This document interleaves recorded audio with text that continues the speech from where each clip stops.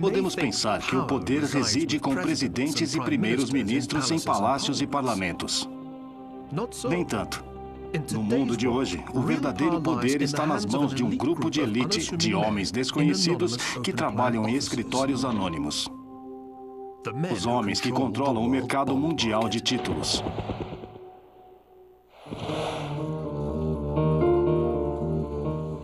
Bill Gross é o presidente da PIMCO, o maior fundo mundial de títulos, que controla um portfólio de títulos que vale 700 bilhões de dólares. Gross é conhecido mundialmente como o rei do mercado de títulos. Vamos chamá-lo de Senhor Título. Os títulos são um elo mágico entre o mundo das altas finanças e o mundo do poder político. Os governos sempre gastaram mais do que arrecadam em impostos, às vezes muito mais, e compensam essa diferença vendendo títulos sobre os quais pagam juros. Mas aqui está a mágica. Se você quiser resgatar o título, o governo não tem que devolver o dinheiro. Você só leva para o mercado de títulos, como este aqui, a Bolsa de Valores de Tóquio, e o vende. Depois da ascensão dos bancos, o nascimento do mercado de títulos foi a outra grande revolução na história financeira. Criou uma nova forma dos governos obterem dinheiro emprestado. O mercado de títulos financiou as guerras que assolam o norte da Itália há 600 anos. Ditou o desfecho da Batalha de Waterloo e criou a maior dinastia financeira do mundo. Assegurou a derrota do Sul na Guerra Civil Norte-Americana. E nos tempos modernos, o mercado de títulos levou nações, uma vez prósperas como a Argentina, a caírem de joelhos. Hoje, governos e empresas usam títulos para pegarem empréstimos em uma escala inimaginável. Ao todo, existem títulos totalizando cerca de 85 trilhões de dólares. A sorte da maioria de nós, gostemos ou não, está diretamente ligada ao mercado de títulos.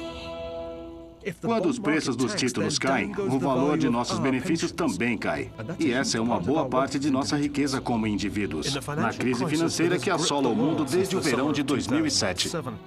Os títulos do governo americano têm sido vistos como um porto seguro para investidores que procuram abrigo da tempestade de queda no valor de propriedades e ações. Então, se Bill Gross perdesse a fé nesses títulos, atingiria o mundo financeiro como, bem, uma bomba. Por isso, o Senhor Título se tornou muito mais poderoso do que o Sr. Bond, criado por Ian Fleming. Por isso, esses dois senhores têm licença para matar.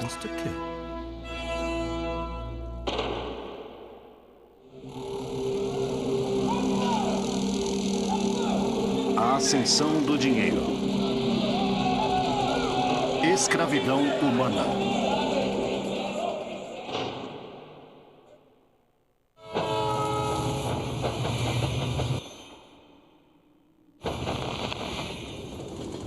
Guerra, declarou o antigo filósofo grego Heráclito, é o pai de todas as coisas. Foi certamente o pai do mercado de títulos. Durante grande parte dos séculos XIV e XV, as cidades-estados medievais da Toscana, Florença, Pisa e Siena estiveram em guerra entre si. Foram guerras travadas tanto por dinheiro como por homens. A obra de Peter Van der Heyden, A Batalha pelo Dinheiro, os cofres, arcas de tesouro e barris cheios de moeda atacam uns aos outros com lanças e espadas em um combate caótico. Os versos holandeses na parte de baixo dizem: é tudo por causa do dinheiro e dos bens, essa luta e discórdia. Mas a inscrição poderia facilmente dizer: a guerra não é possível se não houver dinheiro para pagá-la.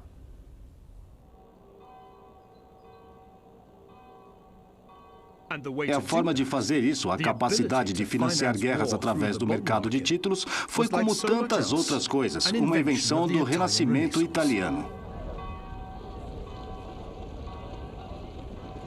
Em vez de obrigar que seus próprios cidadãos fizessem o trabalho sujo de lutar, cada cidade contratava empreiteiros militares, os condottieri, que organizavam os exércitos para anexar terras e saquear tesouros de outros. Entre os condottieri de 1360 e 1370, houve um que se destacou entre os demais. Este é o retrato no Duomo de Florença. Um agradecimento do público agradecido. Por mais improvável que pareça, este mestre mercenário era um rapaz de Essex. Era tão habilidoso na guerra que os italianos chamavam Sir John Rockwood, de Giovanni Acuto, João o Afiado. Este castelo foi uma das muitas propriedades que os florentinos lhe ofereceram como recompensa por seus serviços. Mas Rockwood era um mercenário disposto a lutar por quem quer que pagasse.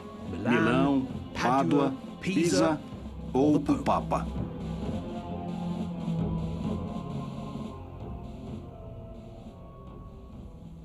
Estes afrescos deslumbrantes no Palazzo Vecchio, em Florença, mostram os exércitos de Pisa e Florença lutando em 1364. Neste período, Rockwood estava lutando por Pisa, mas 15 anos depois, ele mudou de lado. Por quê? Porque era em Florença que estava o dinheiro. O custo dessas guerras sem fim mergulhou as cidades-estados italianas em crise. As despesas, mesmo em anos de paz, estavam custando o dobro ou mais que a receita dos impostos. Para pagar pessoas como Sir John Rockwood, Florença estava se afundando em déficits.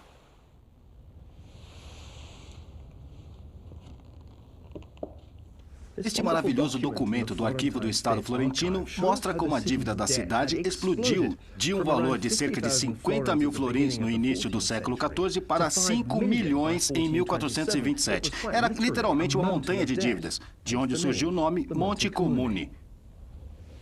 Mas de quem os florentinos tinham tomado emprestado uma soma tão imensa? A resposta está bem aqui. Deles mesmos. Era uma ideia revolucionária que mudaria o mundo do dinheiro para sempre. Em vez de pagarem impostos diretos, os cidadãos eram agora obrigados a emprestar dinheiro ao seu próprio governo.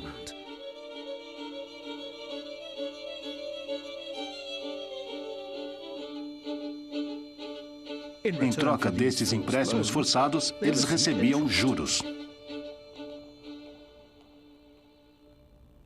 Estes instrumentos de dívida, simples linhas no livro contábil, foram os primeiros títulos do governo. E o que era ótimo sobre eles é que, se precisasse de dinheiro com urgência, poderia vender seus títulos a outros cidadãos. Eram ativos líquidos.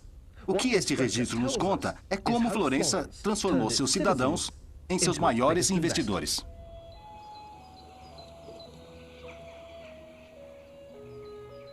Este recurso, em tempos de guerra, marcou o início do mercado de títulos moderno. Todos ganhavam. Os títulos salvaram a cidade-estado da falência. Os cidadãos estavam felizes recebendo seus juros. E o mercado de títulos os permitia comprar ou vender como quisessem. Parecia que o problema da dívida pública tinha sido resolvido, permitindo aos habitantes de Florença virarem suas atenções para coisas mais importantes. Mas havia só um problema com esta ideia brilhante.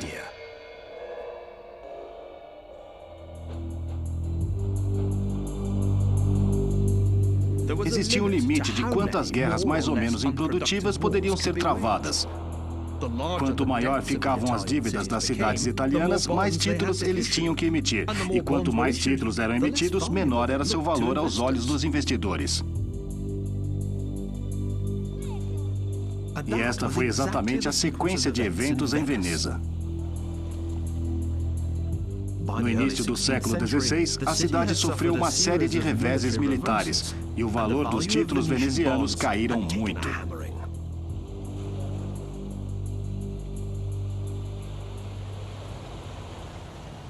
No seu ponto mais baixo, entre 1509 e 1529, os títulos venezianos do Monte Nuovo eram negociados a apenas 10% do seu valor de face.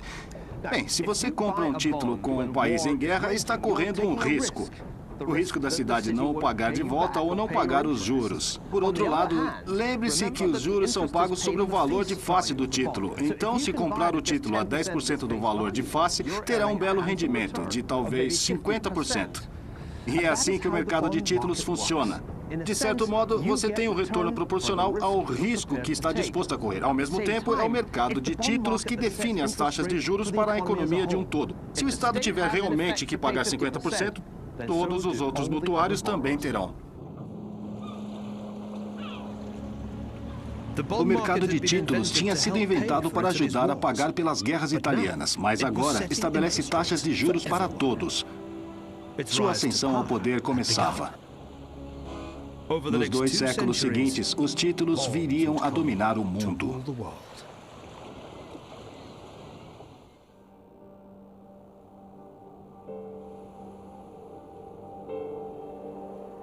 Esta mansão foi construída pela dinastia financeira que ajudou a decidir a Batalha de Waterloo. A dinastia que produziu o homem chamado de Bonaparte das finanças, o imperador do mercado de títulos do século XIX. Senhor da riqueza desmedida, ele alardeia ser o árbitro da paz e da guerra e que o crédito das nações depende do seu consentimento. Os ministros de Estado estão a seu serviço.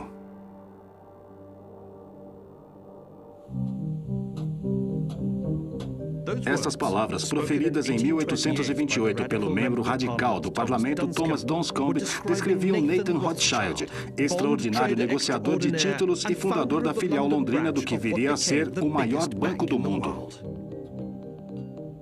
O mercado de títulos tornou os Rothschilds extremamente ricos, tão ricos que puderam construir 41 mansões por toda a Europa. Esta é a número 29, Waddesdon Manor, em Buckinghamshire, que foi restaurada em toda a sua glória dourada por Jacob Rothschild, o tataraneto de Nathan. Ele era baixo, gordo, obsessivo, extremamente inteligente. Totalmente concentrado e imagino que ele não tenha sido uma pessoa muito fácil de se lidar.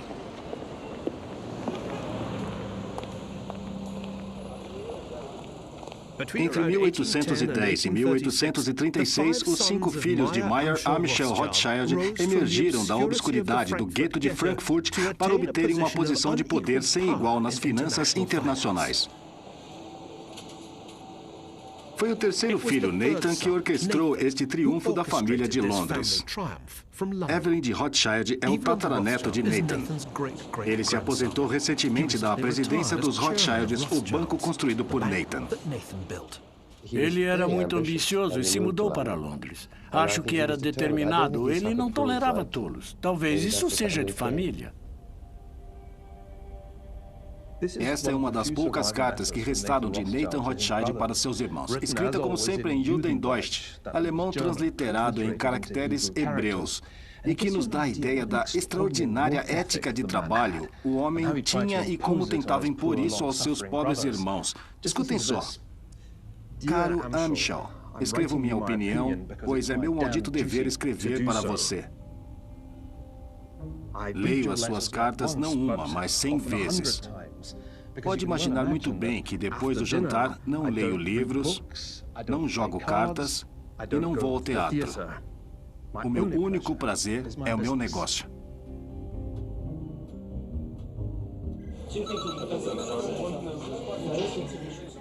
Foi esta energia fenomenal, aliada ao seu gênio nato para as finanças, que tirou Nathan da obscuridade para o controle do mercado londrino de títulos. Mais uma vez, contudo, a oportunidade para o progresso financeiro veio da guerra.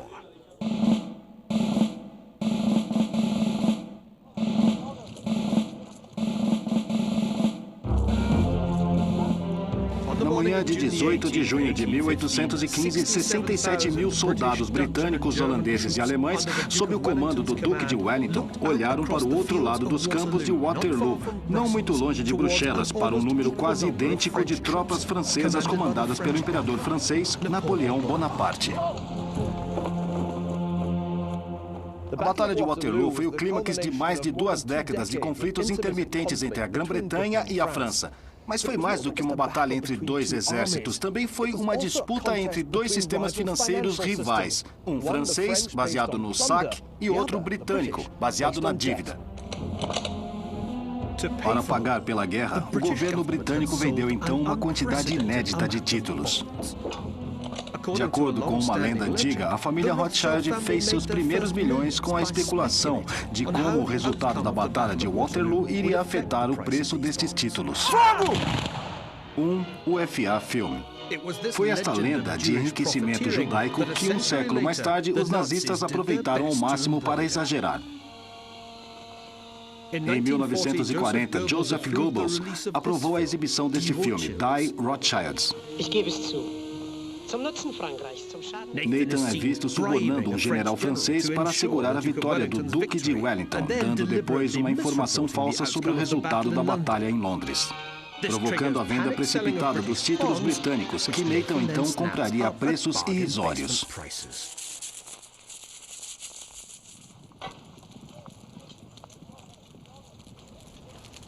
O que aconteceu aqui em 1815 foi completamente diferente. Longe de fazerem dinheiro com a vitória de Wellington sobre Napoleão, os Rothschilds quase perderam tudo por isso. Sua fortuna foi feita não graças a Waterloo, mas apesar dela. Isso foi o que realmente aconteceu. Vender títulos ao público levantou bastante dinheiro para o governo britânico. Mas nem os títulos, nem as notas bancárias valiam nada para Wellington. Para aprovisionar suas tropas e pagar os aliados da Grã-Bretanha contra a França, ele precisava de uma moeda que fosse universalmente aceita. Nathan Rothschild ficou incumbido de pagar o dinheiro obtido no mercado de títulos e entregá-lo a Wellington em ouro. O sucesso desta operação determinaria o destino dos impérios beligerantes e de toda a Europa. Esta carta marca um ponto de virada na história da família Rothschild e do governo britânico. É datada de 11 de janeiro de 1814 e é uma ordem do chanceler do Tesouro Britânico ao intendente-chefe dizendo para nomear Nathan Rothschild o Sr. Rothschild como agente do governo britânico. O trabalho de Nathan era reunir a maior quantidade de ouro e prata que pudesse encontrar no continente europeu e de ter certeza de que chegaria ao Duque de Wellington e seu exército, e que tinham acabado de lutar e sair da Espanha e entrado no sul da França. Era uma operação que se baseava fortemente na rede de crédito pan-europeia dos Rothschilds, mas também na capacidade de Nathan em mobilizar ouro da mesma forma que Wellington mobilizava tropas. Movimentar quantidades tão vastas de ouro em plena guerra era muito arriscado, é claro. Mas, do ponto de vista dos Rothschilds, as imensas comissões que cobrariam mais que justificavam os riscos. Os Rothschilds logo se tornariam indispensáveis para o esforço de guerra britânico. Nas palavras do intendente-chefe britânico, Rothschild cumpriu os vários serviços que lhe foram confiados de forma admiravelmente boa, e, embora judeu, depositamos nele grande confiança. Os Rothschilds eram tão eficazes como financiadores de guerra porque já tinham uma rede de bancos controlada pela família. Nathan em Londres, Amschel em Frankfurt, James em Paris, Karl em Amsterdã e Salomon, onde Nathan o achasse necessário.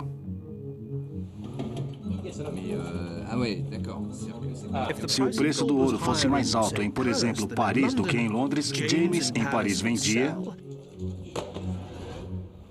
e Nathan em Londres comprava. Acho que a vantagem que tinham sobre outras famílias como os Bennings, com quem competiam, era que os irmãos estavam em importantes centros financeiros em vários países. Agora, se isso foi premeditado, se isso foi planejado quando saíram do gueto, é muito difícil de acreditar. Mas foi isso que aconteceu e logo que perceberam essa vantagem, tiraram proveito dela. Em março de 1815, Napoleão voltou a Paris vindo do exílio na ilha de Elba, determinado a reavivar as suas ambições imperiais. Os Rothschilds logo começaram com a operação de aquisição de ouro, comprando todos os lingotes e moedas a que tinham acesso. A razão para Nathan comprar uma reserva de ouro tão grande era simples. Ele supôs que, como todas as guerras napoleônicas, esta seria longa. Seu ouro seria cada vez mais procurado, e isso aumentaria seu valor. Provou ser um erro de cálculo quase fatal. Wellington chamou a Batalha de Waterloo de a disputa mais acirrada que você jamais viu em sua vida.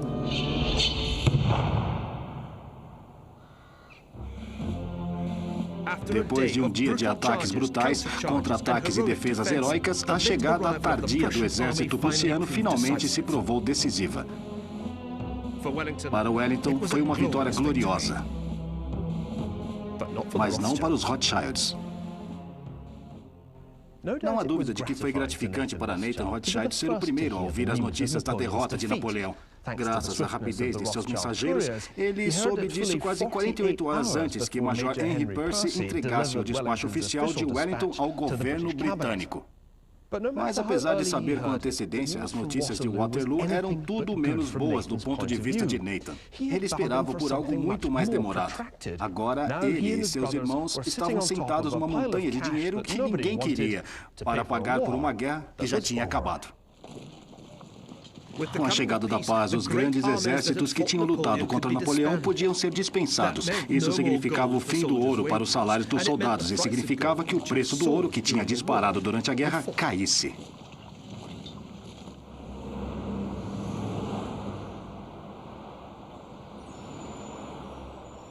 Nathan estava diante de perdas grandes e crescentes.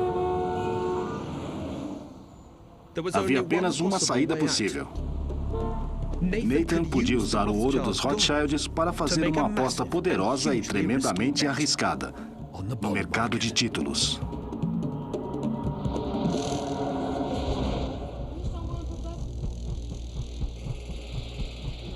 Em 20 de julho de 1815, a edição noturna do London Courier reportou que Nathan havia feito uma grande aquisição de ações, ou seja, títulos do governo britânico. A aposta de Nathan era que a vitória britânica em Waterloo alavancasse o preço dos títulos britânicos para as alturas. Nathan comprou, e à medida que o preço dos títulos começou a subir, ele continuou comprando. Apesar dos pedidos desesperados de seus irmãos para que ele vendesse, Nathan continuou firme. Por mais um ano. Finalmente, em julho de 1817, com os preços dos títulos 40% mais caros, ele os vendeu. Seus lucros totalizaram cerca de 600 milhões de libras hoje. Os Rothschilds haviam mostrado que os títulos eram mais do que uma forma dos governos financiarem suas guerras. Também poderiam ser comprados e vendidos do modo a produzir muito dinheiro.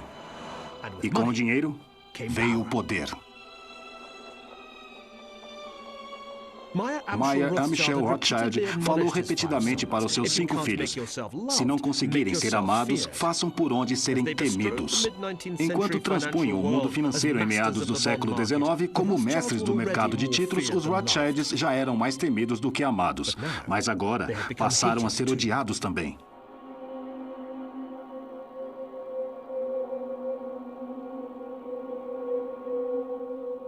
O fato da família Rothschild ser judaica deu um novo ímpeto ao preconceito antissemita profundamente enraizado. Há poucos meses, um colega que trabalha em meu escritório, que coleciona cartazes, encontrou este exemplo particularmente extraordinário de antissemitismo que fala claramente dos Rothschilds. Que eram, para eles e outras pessoas, a personificação das formas mais extremas e indesejáveis de capitalismo praticadas por judeus. Era, acima de tudo, a aparente capacidade dos Rothschilds em permitir ou proibir guerras que causava maior indignação. Vocês podem ter pensado que os Rothschilds precisavam da guerra. Afinal, alguns dos maiores negócios de Nathan foram feitos pela guerra. E se não fosse pela guerra, os estados do século XIX não teriam de ter emitido títulos para os Rothschilds comprarem e venderem. Mas o problema com a guerra, e ainda mais com a Revolução, era aumentarem o risco de que um Estado devedor não cumpriria com suas obrigações, e isso afetava o preço dos títulos existentes. Mas na metade do século XIX, os Rothschilds não eram só mercadores. Eram gestores de fundos, gerindo cuidadosamente um vasto portfólio de seus títulos do governo. Agora, tinham muito mais a perder do que a ganhar com um conflito. Os Rothschilds tinham ajudado a decidir o desfecho das guerras napoleônicas, apoiando financeiramente o governo britânico. Agora iriam ajudar a decidir o desfecho da Guerra Civil dos Estados Unidos, escolhendo ficar em segundo plano. Fogo! Novamente, eram os mestres do mercado de títulos que decidiriam o resultado da guerra.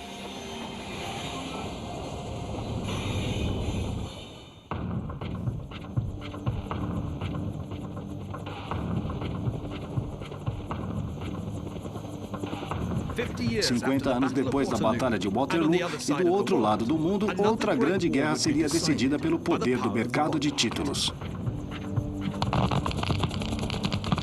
Mas dessa vez, foram os derrotados que apostaram tudo e perderam.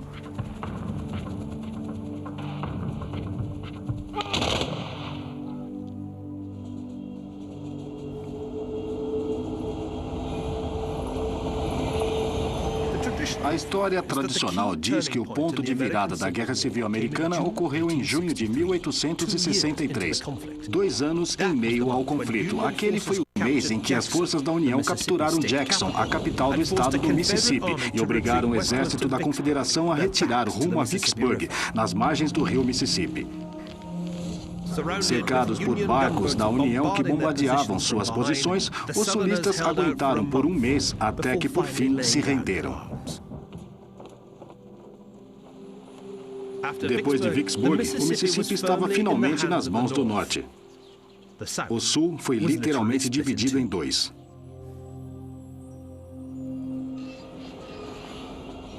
Mas este revés militar não foi o fator decisivo na derrota final do sul. O verdadeiro ponto de virada aconteceu antes, e foi financeiro. A 320 quilômetros de Vicksburg, onde o Mississippi desembocava no Golfo do México, está o porto de Nova Orleans.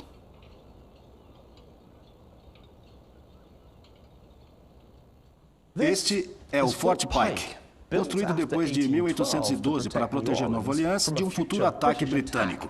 Mas 50 anos mais tarde não foi capaz de proteger o sul de um ataque do norte, quando o capitão David Farragut tomou Nova Orleans em 28 de abril de 1862. Foi um momento crucial na Guerra Civil, porque Nova Orleans era o principal escoadouro do produto de exportação mais importante do sul: algodão. Sem o controle sobre o comércio de algodão, a causa sulista estava condenada, porque o algodão havia se tornado o ingrediente essencial num esquema ambicioso para envolver o mercado de títulos na guerra. Como as cidades-estado italianas 500 anos antes, o Tesouro da Confederação tinha inicialmente levantado dinheiro para a guerra, vendendo títulos para seus próprios cidadãos.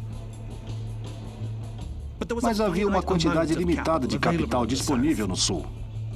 Para sobreviver, a Confederação se voltou para a Europa, na esperança de que a maior dinastia financeira do mundo os ajudasse a derrotar o Norte, como tinha ajudado Wellington a derrotar Napoleão.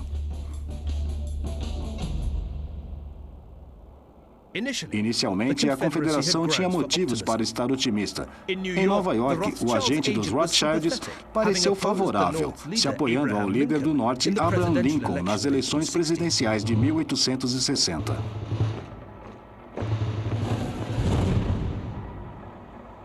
Ainda assim, os Rothschilds hesitariam.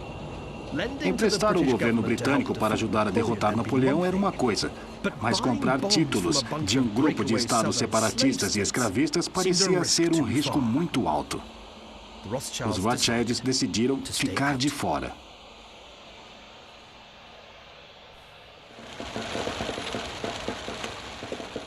Mas apesar deste contratempo, o governo da Confederação ainda tinha um truque engenhoso na manga. O truque, como a própria manga, era feito de algodão.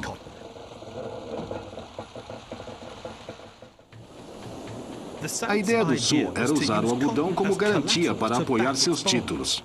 Os investidores ficariam tranquilos ao saber que, mesmo que o pagamento de juros não fosse viável, poderiam sempre exigir sua parte em algodão. Os agentes do Sul começavam a trabalhar, vendendo os títulos nos centros financeiros da Europa. Quando a Confederação tentou negociar títulos convencionais nos centros financeiros europeus, como o de Amsterdã, os investidores não demonstraram nenhum interesse. Mas quando uma obscura empresa francesa chamada Emily Erlanger Company ofereceu títulos como algodão como garantia, a história mudou radicalmente. A chave para o sucesso dos títulos de Erlanger é que podiam ser convertidos em algodão ao preço anterior à guerra, de 6 pence por libra. Os títulos do algodão formaram a base da nova estratégia de guerra do Sul. Se pudessem restringir o abastecimento de algodão, seu valor e o valor dos títulos subiria. Ao mesmo tempo, os Estados Confederados começaram a usar o algodão para chantagear o país mais poderoso do mundo, a Grã-Bretanha.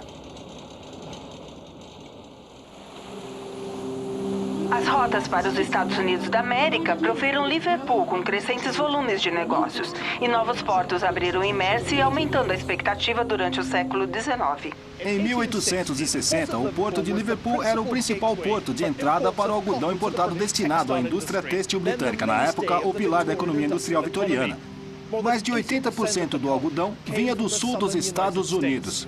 E isso dava aos confederados a esperança de que tinham vantagem para ter a Grã-Bretanha para seu lado na Guerra Civil. Para aumentar a pressão, decidiram impor um embargo a todos os carregamentos de algodão para Liverpool. Por um tempo, a estratégia do Sul funcionou de forma brilhante. O preço do algodão disparou, com o valor dos títulos garantidos pelo algodão. E o embargo do algodão devastou a economia britânica. As fábricas tiveram que dispensar trabalhadores. Finalmente, em 1862, a produção parou quase por completo.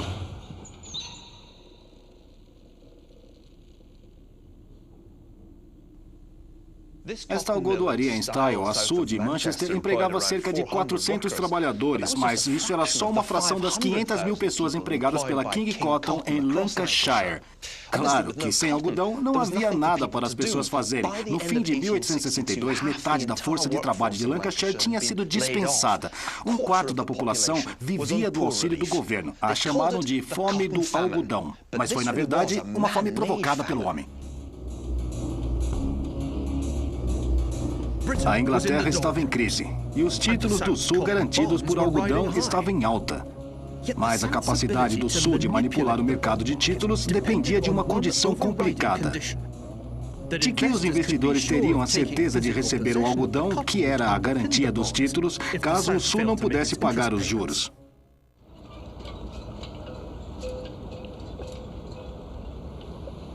E é por isto que a queda de Nova Orleans no dia 28 de abril de 1862 foi o verdadeiro ponto de virada na Guerra Civil Americana.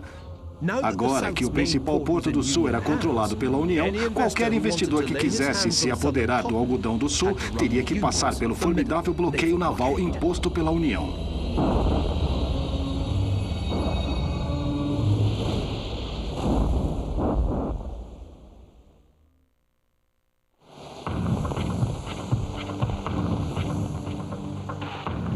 A Confederação perdeu a aposta. Cortaram o fornecimento do algodão, mas então perderam a capacidade de fazê-lo voltar. Em 1863, as algodoarias de Lancashire tinham encontrado novas fontes de algodão na China, Egito e na Índia, e os investidores perderam rapidamente a fé nos títulos garantidos pelo algodão do Sul. As consequências para a economia da Confederação foram desastrosas. Com seu mercado doméstico de títulos esgotado e com apenas 2 fracos empréstimos do estrangeiro, a Confederação não teve outra alternativa senão imprimir dólares em papel, como esses que existem no Museu do Estado da Louisiana, para pagar pela guerra, num total de 1,7 bilhões de dólares. É verdade que o Norte também imprimia dinheiro, mas no final da guerra, o dólar greenback ainda valia cerca de 50 centavos de antes da guerra, enquanto o dólar greyback valia apenas 1 centavo. E com cada vez mais notas para comprar cada vez menos bens, a inflação no Sul simplesmente explodiu. Em janeiro de 1865, o preço de alguns bens tinha subido 90%. O Sul havia apostado tudo na manipulação do mercado de títulos e perdeu. Não seria a última vez na história que uma tentativa assim acabaria em uma terrível inflação.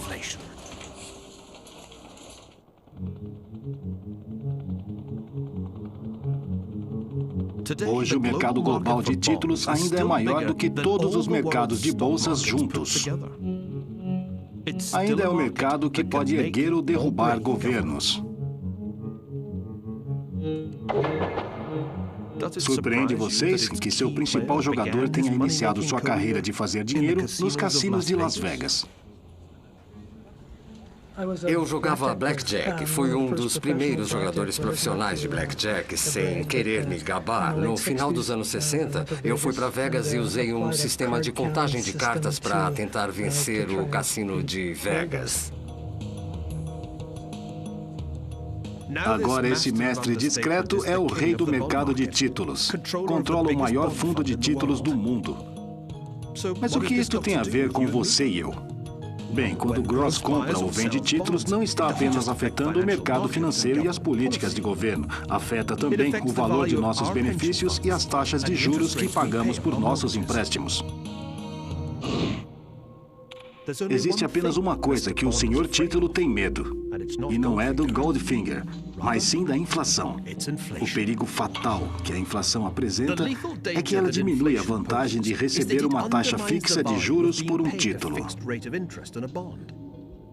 Se a inflação subir 10% e o valor da taxa de juros fixa for de apenas 5%, isso significa que o dono do título receberá 5% a menos do que a inflação. Por isso, ao mínimo sinal de subida da inflação, os preços dos títulos caem e, em certos casos, continuam a cair.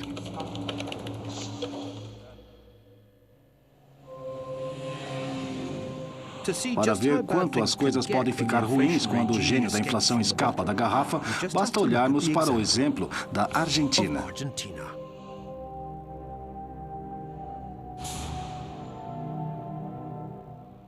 Muitos argentinos dizem que o declínio constante das suas fortunas começou em um dia de fevereiro de 1946, quando o recém-eleito presidente general Juan Domingos Perón veio aqui ao Banco Central em Buenos Aires. Ele ficou impressionado com o que viu. Existe tanto ouro, disse ele. Mal podemos andar pelos corredores. O próprio nome Argentina sugere riqueza e abundância. Significa terra da prata. O rio que passa pela capital é o Rio de la Plata, Rio da Prata.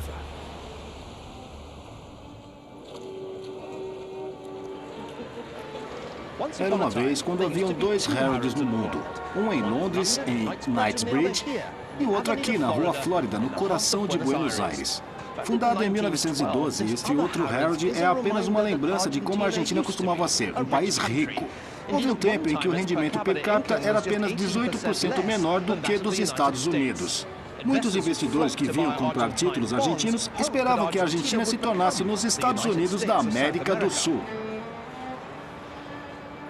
A história da Argentina desde então é uma ilustração clássica de que todos os recursos e talentos do mundo podem ser insignificantes quando há uma má gestão financeira.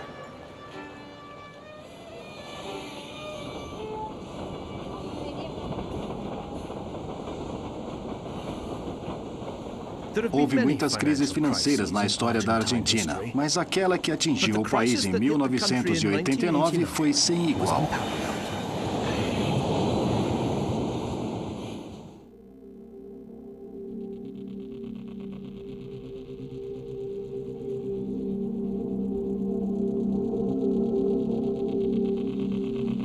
No início de fevereiro, o país sofreu com um dos verões mais quentes já registrados. Em Buenos Aires, o sistema elétrico não aguentou. Havia cortes de energia de 5 horas. Mas este, no final das contas, era o menor problema dos argentinos. Como quase sempre acontece, foram dados vários passos firmes rumo ao inferno financeiro. Primeiro passo, o governo gastava mais, mas muito mais do que arrecadava em impostos. Normalmente, mas nem sempre, é por causa de uma guerra. No caso da Argentina, eram duas. Uma guerra civil entre os generais e a esquerda da década de 70, a outra uma guerra externa, contra a Inglaterra pelas Ilhas Malvinas em 1982. Em 1989, o sistema financeiro estava à beira do colapso. Em fevereiro, a inflação já atingia os 10% ao mês. Os bancos tiveram que fechar enquanto o governo tentava baixar as taxas de juros e evitar o colapso da taxa cambial. Não funcionou. Em apenas um mês, o astral caiu 140% em relação ao dólar. Ao mesmo tempo, o Banco Mundial congelou os empréstimos para a Argentina, dizendo que o governo tinha falhado em atacar a raiz do problema que causou a inflação, um déficit público muito alto. Sem os empréstimos a juros baixos do Banco Mundial, o governo tentou financiar seu déficit vendendo títulos ao público. Mas os investidores dificilmente comprariam títulos com a possibilidade de que seu valor real fosse anulado pela inflação numa questão de dias. Ninguém as comprou. E o governo começou a ficar sem opção. Em abril, clientes furiosos derrubaram os carrinhos de compras depois de um supermercado ter anunciado pelos alto-falantes que os preços aumentariam 30% imediatamente. As lojas esvaziaram as prateleiras porque os donos não faziam dinheiro suficiente para comprar novos produtos. Foi muito ruim, ruim mesmo. Porque de manhã tínhamos um preço. À tarde tínhamos outro. Por isso, não podíamos vender porque tínhamos prejuízo. Os donos das lojas tinham prejuízo, eu vendia. Vendia a um preço e logo mudava. Isso era contínuo, os preços mudavam 3 vezes ao dia. Os preços dos títulos do governo caíam conforme aumentava o medo de que as reservas do Banco Central se esgotassem. Sem empréstimos do estrangeiro e sem compradores de títulos, restava apenas uma coisa que o governo, cada vez mais desesperado, poderia fazer. Fazer um Banco Central literalmente imprimir mais dinheiro. Mas nem isso conseguiram fazer direito.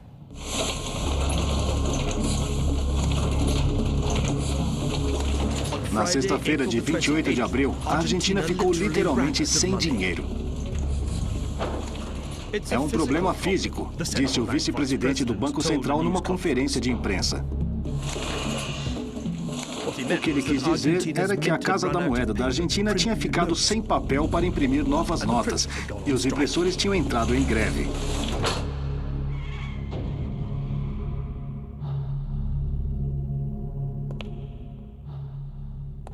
Não sei como vamos fazer, mas o dinheiro tem que estar lá na segunda-feira, ele declarou.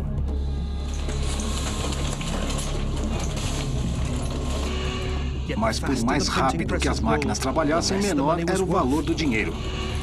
O governo se viu obrigado a imprimir notas de valores cada vez mais altos. Em maio, o preço do café subiu 50% numa semana. Os fazendeiros deixaram de levar o gado aos mercados, pois o preço de uma vaca era igual ao de 3 pares de sapatos.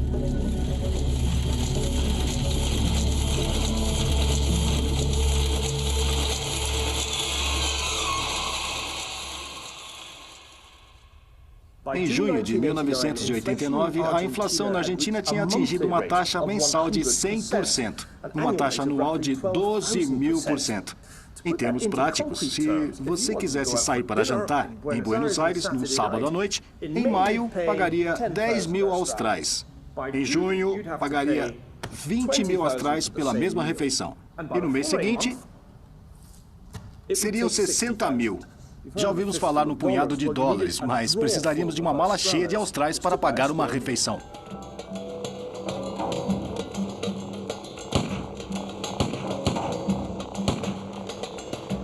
Em junho, a frustração popular explodiu em 2 dias de intensos protestos e saques de multidões esfomeadas. Morreram pelo menos 14 pessoas. Num país onde um bife e uma garrafa de vinho estavam praticamente em todas as mesas, todos os dias, milhares comiam em instituições de caridade ou passavam fome. É fácil ver quem perde com a hiperinflação. A subida rápida dos preços arruína rapidamente todos aqueles que dependem de uma renda fixa em termos de dinheiro. Grupos como os acadêmicos e funcionários públicos com salários mensais fixos, aposentados e particularmente os donos de títulos que vivem dos juros dos seus investimentos. Buenos Aires está cheia de lojas de antiguidades como esta, recheadas de joias, relógios e prataria, tudo vendido por famílias de classe média que se viram sem dinheiro.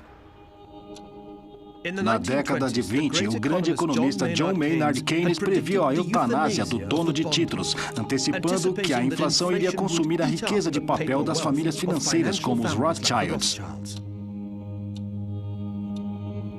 À medida que a inflação se espalhava pelo mundo na década de 70, Keynes parecia ter acertado. Mas em nossa época, vimos uma ressurreição milagrosa do dono de títulos, um retorno do senhor título, até mesmo na Argentina. O mercado de títulos está de volta, aterrorizando os governantes norte-americanos, enquanto tentam financiar um enorme resgate financeiro ao, você adivinhou, vender bilhões de dólares de títulos recém-emitidos. A chave para o retorno do senhor título tem sido o crescimento no número de donos de títulos. O que nos leva de volta à Itália, onde o mercado de títulos nasceu há 600 anos.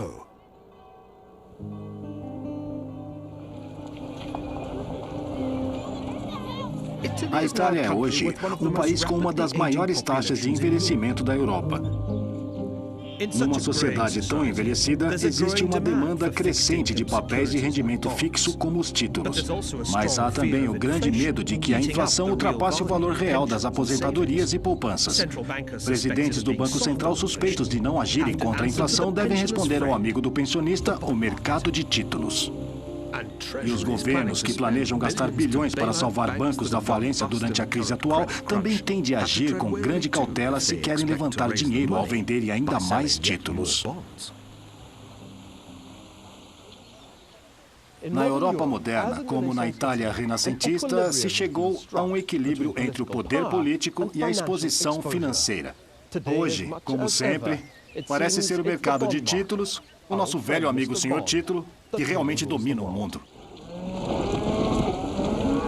Mas e se em vez de emprestar ao governo, você preferir usar o seu dinheiro para comprar uma porcentagem de uma empresa?